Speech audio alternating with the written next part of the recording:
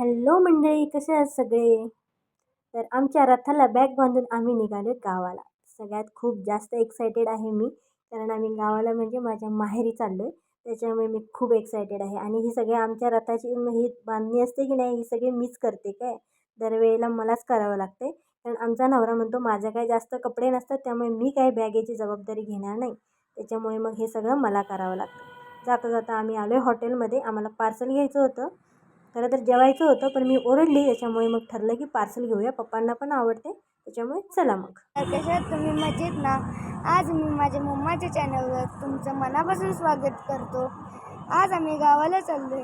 आज आम्ही लवकर जाणार म्हणालेलो, पण आज थोडं लेट झालं. आज नाही, आम्हाला रोजच लेट होते. आम्ही रोजच ठरवतो लवकर जायचं आणि रोजच आम्ही अशी भूतांसारखी लेटने जातो. मग आम्ही ॲनिमल बघतो, होय ना रे? होय, घोरडा, गौरेडा, सांबर असे कोण नाही कोण आम्हाला साप दिसतातच लेटने. टायगर दिसला नाही कदाचित दिसेल. दर वेळेला ना याला डॅडूसोबत असल्यावर बाहेर खायला भेटते, म्हणून याला डॅडूसोबतच जायचं असतं.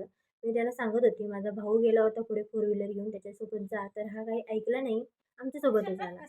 तर आम्ही घरी गेलो. जाताना आम्ही ना पार्सल घेतलं होतं. माझ्या पप्पांना टी व्हीवरती ॲड दाखवतात ना, ते बघून पनीर बनवलेले ते पप्पांना माझे खूप आवडतं, म्हणून मग आम्ही पनीर पार्सल घेतलं होतं. पार्सल आम्ही कोल्हापुरातूनच घेतलं होतं आणि इथून आम्ही घेऊन खाली कोकणात गेलो होतो. घरी गेल्यावर आम्हाला रोजच्यासारखा उशीर झाला. रोजच्यासारखं आम्ही 2-4 शब्द पप्पांचे ऐकून घेतले. तर दरवेळेला आम्हाला पप्पा ओरडतात की प्रत्येक वेळ चांगली नसते, त्यामुळे जरासं लवकर येत जावा. तर रोजच्या रोज उशीर होतोच. मग आम्ही जेवलो. जेंट्स लोकं मात्र मस्तपैकी पटकन झोपलेत आणि आमच्या लेडीजच्या मात्र ना अशी रात्र आम्ही छान मस्त घालवतो गप्पा मारत. खूप आम्ही गप्पा-टप्पा खूप छान इकडच्या-तिकडच्या गप्पा मारतो. अगोदर आमचे पप्पा ओरडायचे, लेट उठायचो आम्ही सकाळी रात्री अशा गप्पा मारायचो म्हणून. आता आमचे पप्पा ओरडत नाहीत. आता कसं आम्ही केव्हा तरी एकत्र भेटतो, त्याच्यामुळे पप्पा म्हणतात की मारा काय मारायच्या त्या गप्पा. इथं सगळंच काही निवांत असतं. उठणं, खाणं, पिणं सगळं, अगदी अंघोळीपासून सगळ्याच गोष्टी निवांत असतात. त्याच्यामुळे आज पण असंच निवांत उठणं झालं होतं. इथं ब्रश करायला पण कोण म्हणत नाही की बाबा पहिलं ब्रश कर नंतर चहा पी.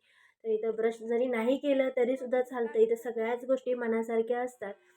खूप फ्री वाटतं इथं. सकाळी उठल्या उठल्या मी पहिलं झाडं बघायला गेली आणि या झाडांमध्ये ना माझं मन खूप रमतं. पहिल्यांदासुद्धा आम्ही जेव्हा झाडं लावली होती ना, तेव्हासुद्धा असंच आम्ही प्रत्येकाने झाडं वाटून घेतली होती. प्रत्येकजण सकाळी अगदी ब्रश करून झालं की तोंड धुवायला आपापल्या झाडांच्या म्हणजे आळी जी बनवतो आपण, आळं करतो, त्याच्यामध्ये जायचो आम्ही.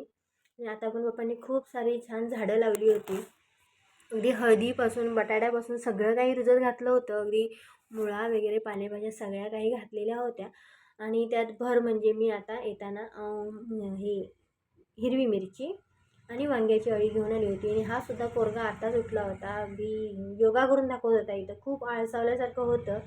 खूप म्हणजे खूप निवांत असतं इथं, कोणी काहीच बोलत नाही.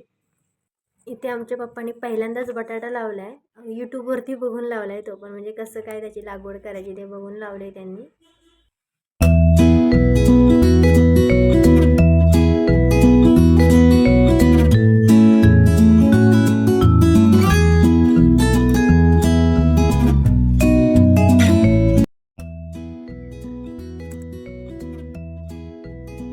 करा बघू, ठुमक ठुमक करा बघू.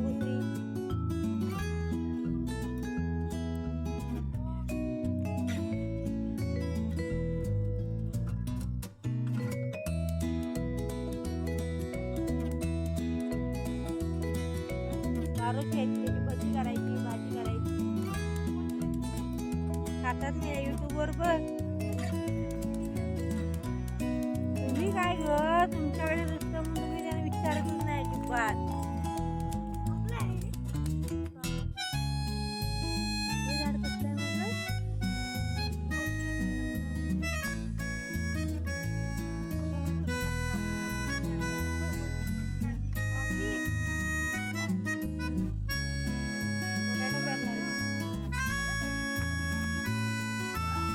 ये तो शुरुआत आगे आगे देखो होता है।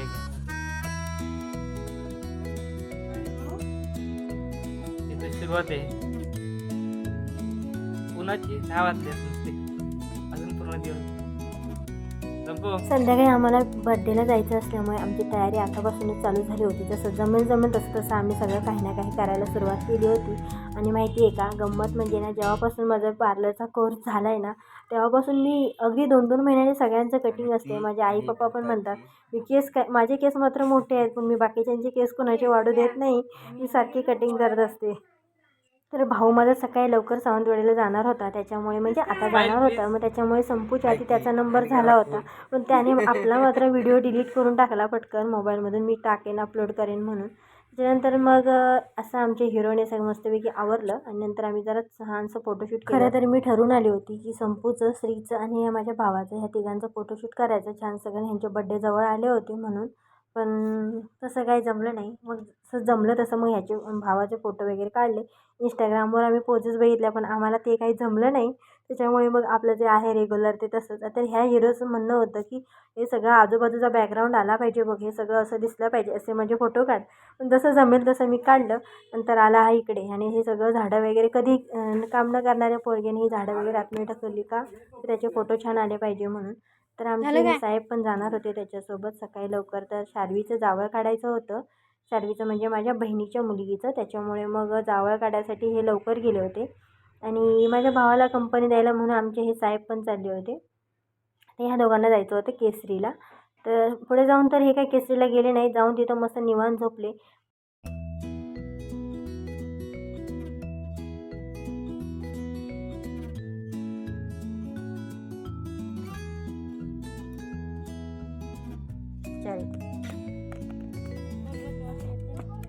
हां कोलगाव कुठे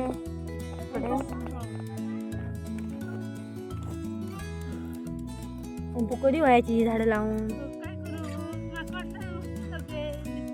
आणि मिरचीची लावायची असतील ना. आणि आज मी सगळ्यांसोबत माझी पण जरा स्वतःची थोडीशी केअर केली.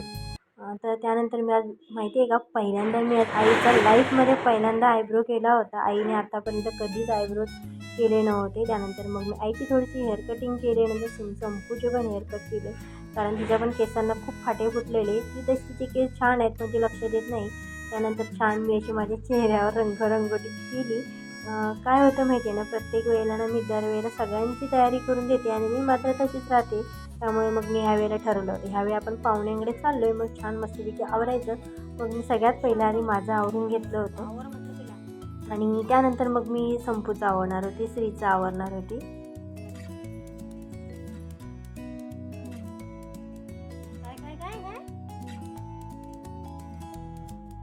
पप्पा त्याचं काय माहिती आहे का, पप्पाने आमच्या ना इंग्लिश मिडियमला घातलं नाही रे मला,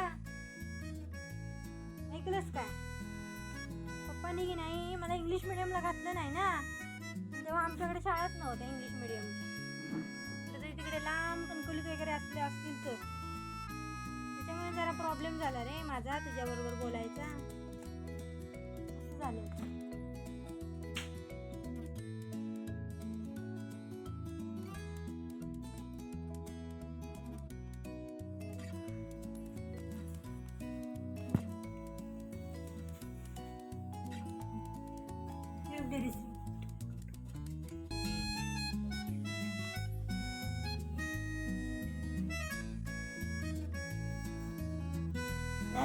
संपू मावशीचं हे आहे बघ तिथं डब्बा मेकअपचा, ते घेऊन ये जा.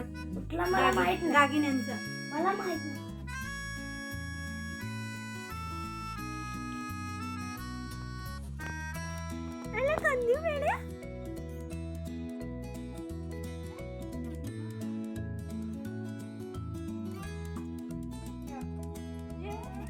अगं बाई राहून संपू.